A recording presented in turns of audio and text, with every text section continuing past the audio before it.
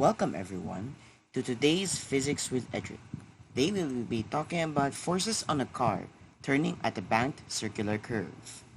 Now as we see here, there are a few diagrams beside today's intro. Namely, a circle, a triangle, and a block where two forces are acting upon it. We will get to them later. Right now though, we shall be having a review of concepts. First of all, we will be needing Newton's three laws of motion. The first law states that the summation of forces will be equal to zero if the body is at equilibrium.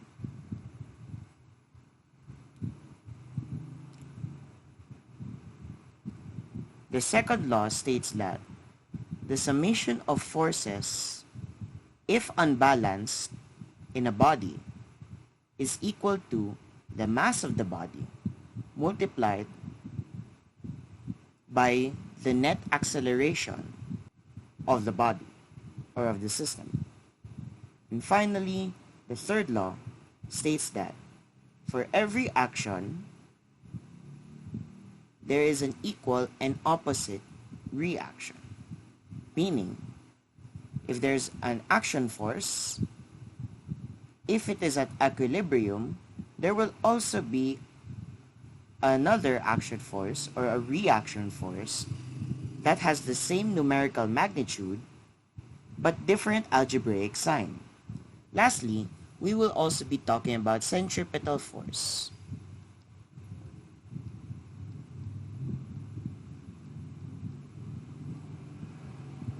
This force acts on an object moving in circular motion.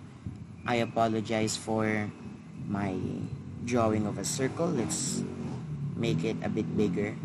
There we go. Wherein the force will be pointing towards the center. We will be calling that FC. Now, we will be moving on to the actual problem, to the actual concept of a car turning at a banked circular curve. Now we know that a circular curve requires the centripetal force, since it is a circular curve, and we need these quantities. First of all is the radius of the curve, denoted by R. Second, we will be needing the mass of the body, the mass of the car, denoted by M. We will be needing as well the coefficient of static friction, denoted by mu, or the Greek letter M. And finally, we will also be needing the angle of the bank, denoted by theta. First of all, let us actually look for the components we will be needing. At a banked circular curve, we could represent it as this, like this. This is the bank of the curve at an angle theta. Let's make the bank a bit bigger. This is the bank of the curve with an angle, namely theta. If this is the car with a mass M, the forces acting on it are, of course, its weight, so mg. Another force, let me denote it with the red pen, would be the frictional force provided by the bank, or provided by the curve. We shall call this F.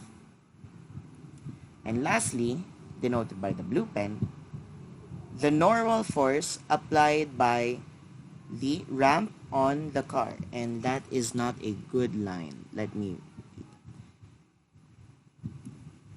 We will call that N.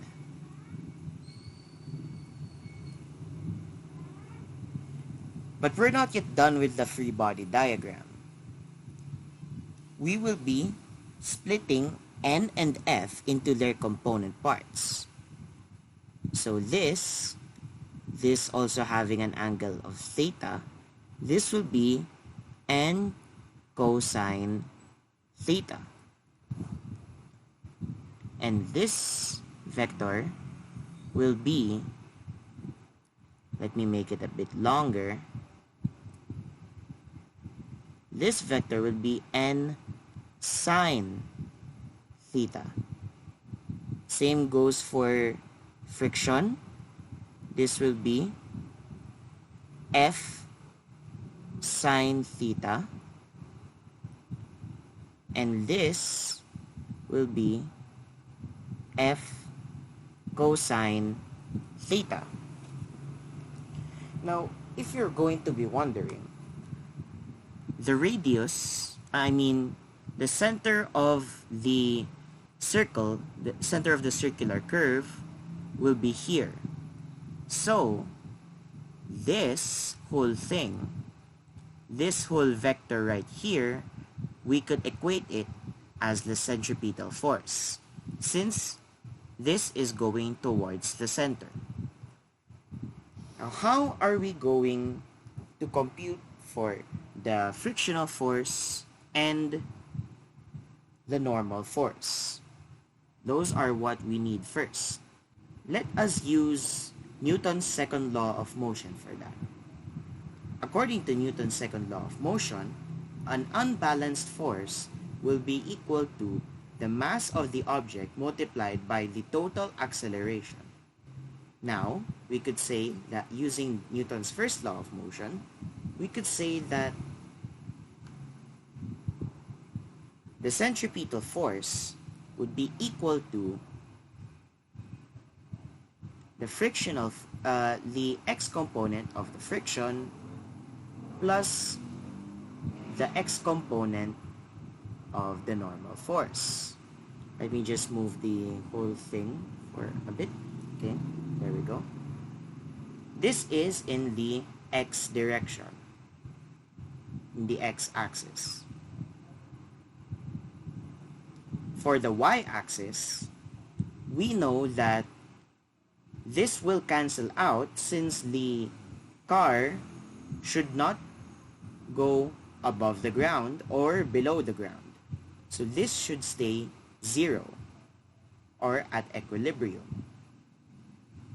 0 is equal to the y component of the normal force subtracted by the weight of the car subtracted by the y component of friction.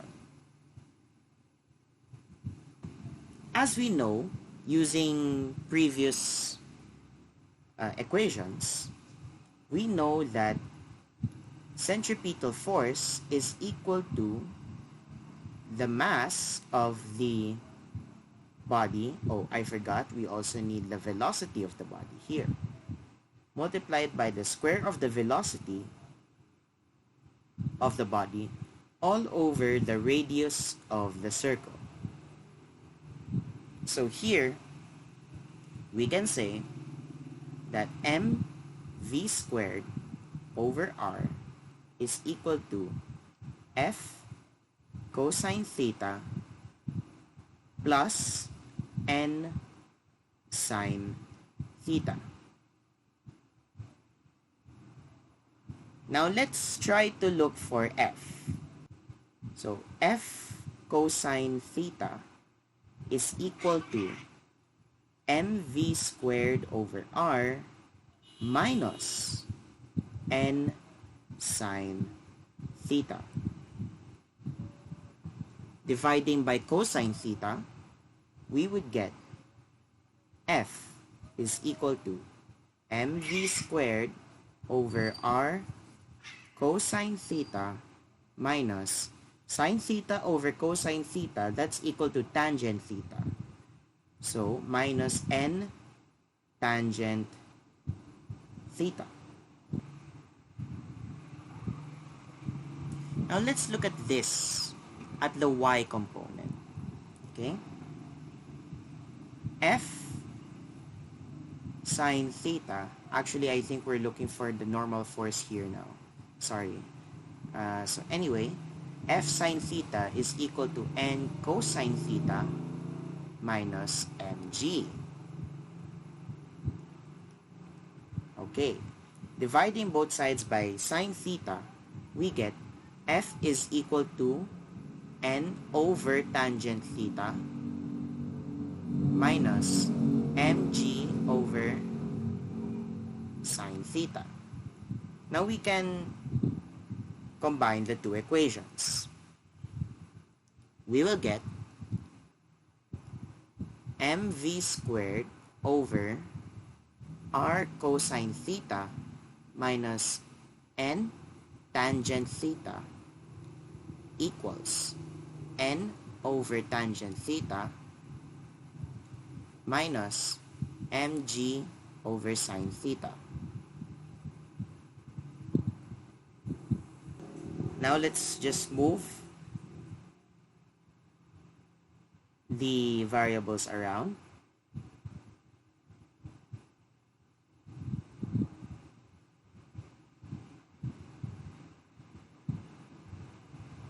Let's make this into cosine theta over sine theta.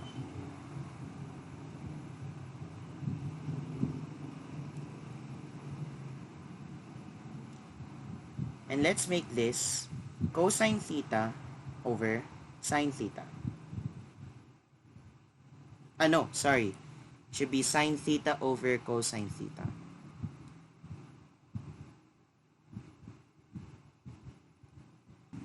Now let's multiply everything by sine theta cosine theta. We will get mv squared sine theta over r plus mg cosine theta equals n cosine squared theta plus n sine squared theta. Now we have our value for n. N is equal to, since cosine squared theta plus sine squared theta equals 1, and we factor out n is equal to mv squared sine theta over r plus mg cosine theta. That will be one of the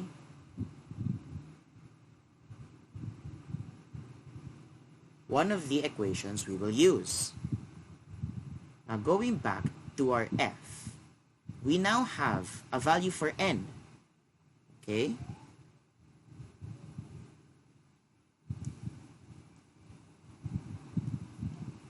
F is equal to,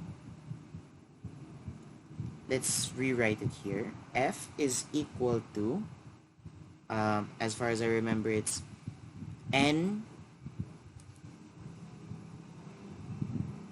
cosine, n sine theta over cosine theta, and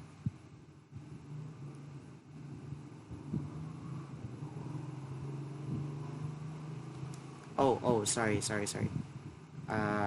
What's happening to my screen? Okay. Now F is equal to this, okay? mv squared over r cos theta. Let's move this. I'll just move this a bit like that. So mv squared over r cos theta. Yes. R cos theta minus this term. Now plugging in, that's equal to mv squared over r cosine theta minus, we will be getting a very long answer here, minus the quantity mv squared sine theta over r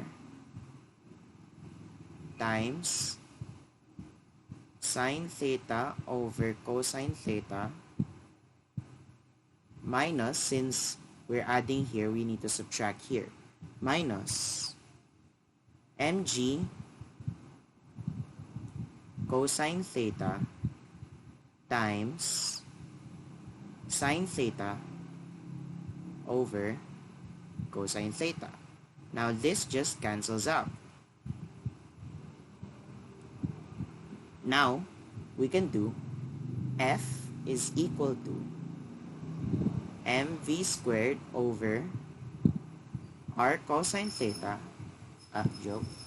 r cosine theta minus mv squared sine squared theta over r cosine theta minus mg sine theta. Okay, so if we place these two together, you will get mv squared minus mv squared sine squared theta all over r cosine theta minus mg sine theta. Factoring out the mv, we will get, I'm just gonna do this. I'm sorry, I have no more space to go down.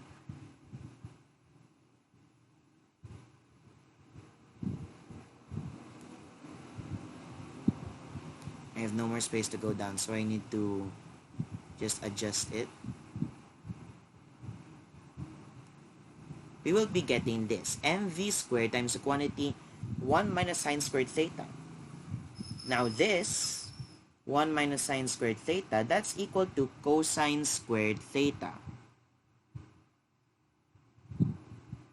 So this cancels out.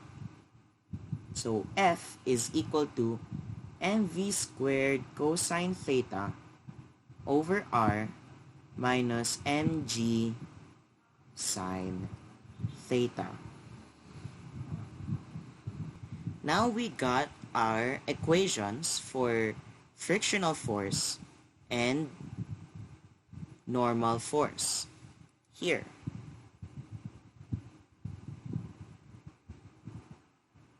These will be our two equations.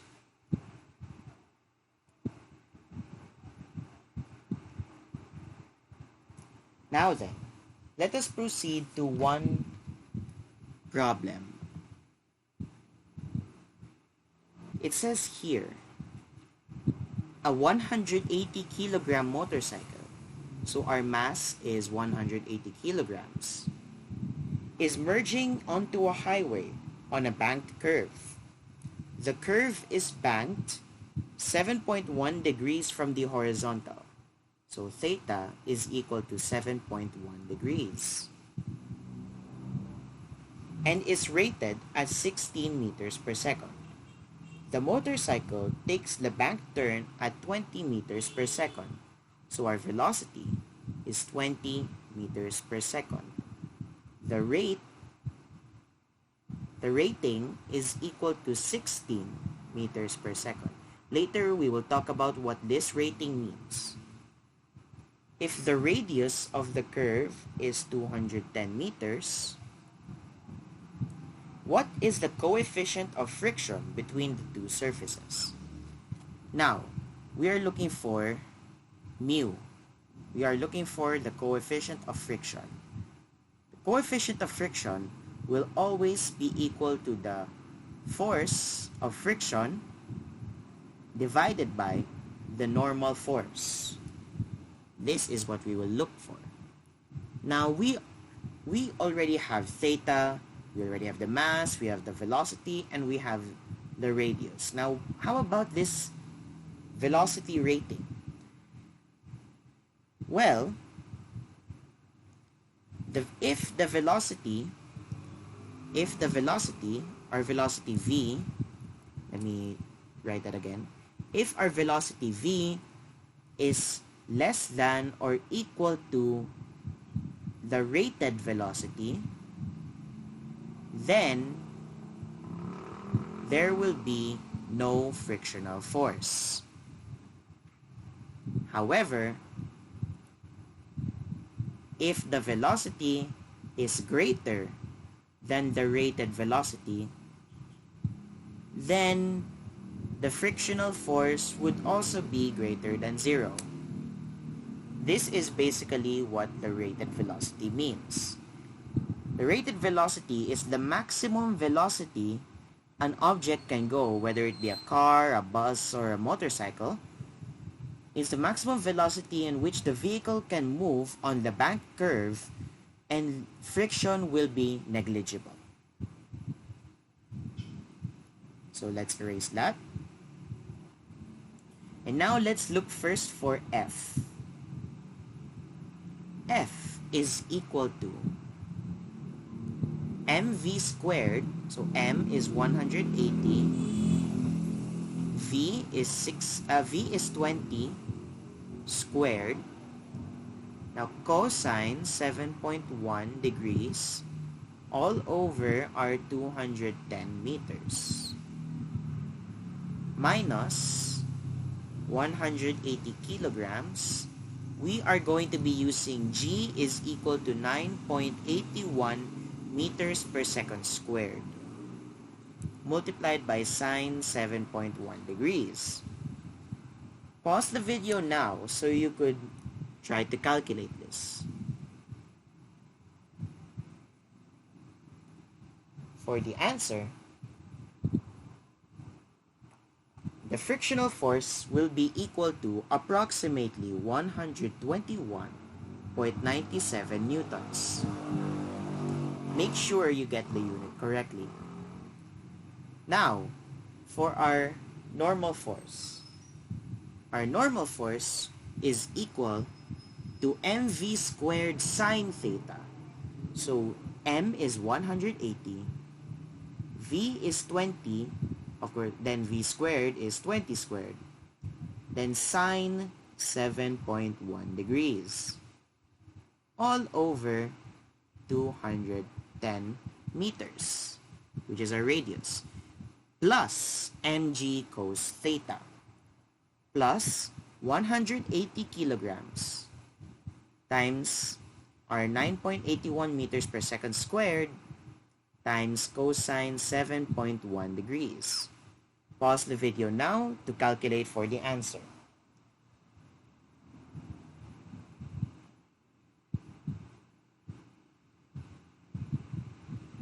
The answer to this is 1,794.67 newtons.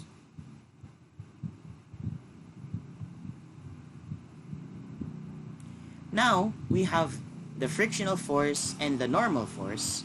Now let us calculate the coefficient of friction. The coefficient of friction would be equal to the frictional force over the normal force, which is equal to 121.97 newtons over 1,794.67 newtons. Pause the video now to compute for your answer. For the answer, as you could see that the newtons are cancelled, so this will be a unitless value. The answer will be approximately 0.068. That is our final answer. If you have any questions, please feel free to comment them in the comment box. Moving on to the next problem. Let me just erase this again. Erase the given.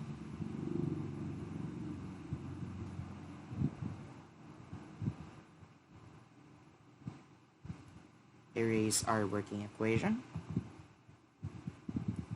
And erase this.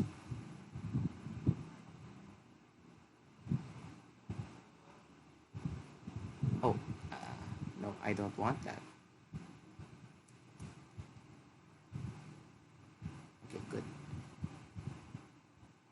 Here, in our next problem, we have a curve has a radius of 367 meters. If the curve is banked at 73 degrees above the horizontal, this is a really steep curve, what is the maximum speed you can drive on it without a frictional force acting on it? Here, we will be using only the frictional force component.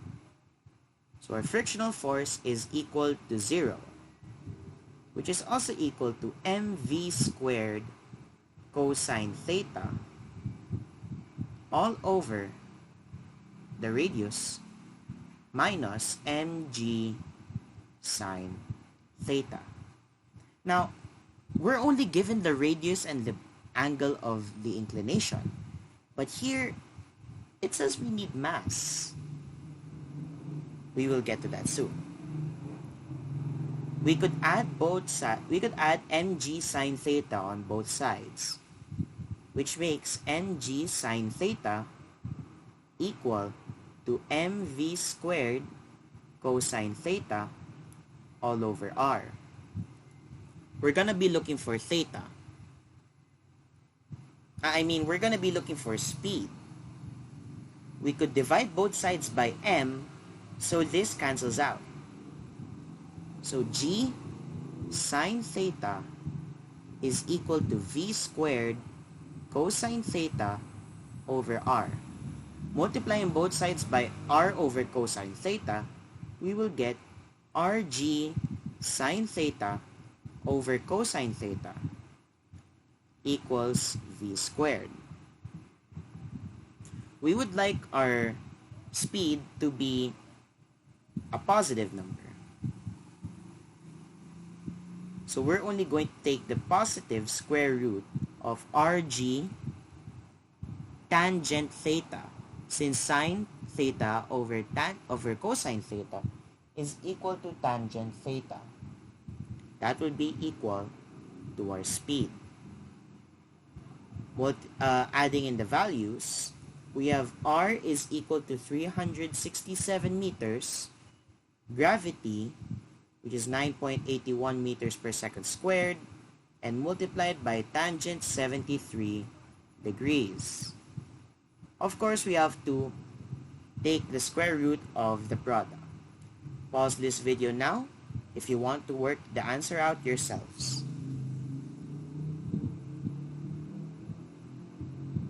The answer is a bit big. Me, I got 108.52 meters per second. Now, if you want it to be in kilometers per hour, this would be equal to 390.67 kilometers per hour. So this is really fast. You could go really fast on this bank. You could go really fast on this curve, and friction will be negligible. And that ends today's Physics with Edric.